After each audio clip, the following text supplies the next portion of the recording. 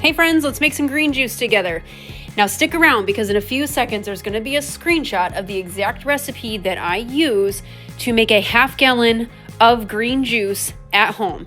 Now, we started making this green juice at home because our local spot, while their recipes are absolutely delicious, they recently raised their prices but made their bottle sizes smaller. So as much as we loved going there, we had to figure out a way to make this or replicate this at home as close as possible to save money.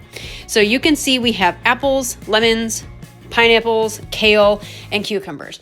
The juicer that I have is off Amazon. It's not the biggest juicer or the most powerful juicer, but it was pretty cost effective. So when I'm prepping all of my ingredients, I just start by taking off any skin or rind or trimming down the item to just better fit into the juicer. So I took the apples and I cut them up. I took all the skin off the cucumbers, trim the ends off, and I'm going to do the same exact thing with the lemons. Just take the top and the bottom of the lemon off, take the skin off as much as possible, and same thing with the pineapples. And I'm just going to keep doing this with all of my ingredients until they're just prepped and ready to go.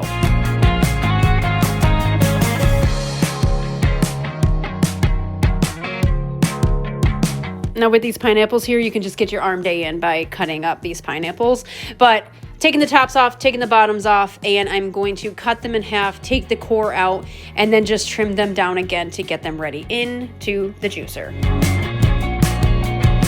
Now, if you have a juicer at home and it's more powerful than mine, you may not need to do all this prep work, but for me, it's worth taking 10-15 minutes to cut it all up so it doesn't ruin my juicer.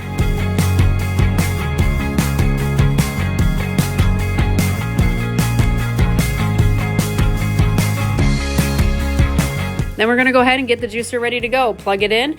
I put my juicer on a little towel, so if anything leaks out, it's just easier cleanup. But once you have your juicer out and ready to go, you're just gonna start running everything through it. Again, my container's a little small. It's not the world's largest juicer, so I do have to stop and empty it throughout this process. But really, it's just running everything through it. I'm actually making a double batch in this video, so you're gonna see that I have to stop and empty out where all the pulp is to return and keep juicing everything.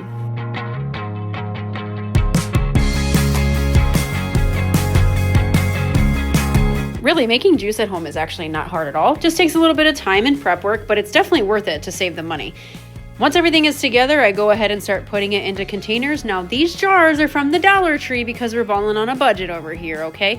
But I actually really like these jars. They were only $1.25 a piece, but on the side of it, they actually have measurements. So it's really helpful when I'm measuring all this out to get the even ounces in each one. So I definitely recommend swinging by your local Dollar Tree. And as you can tell, I actually have to use 2 random other containers to fill them up to get it in the fridge.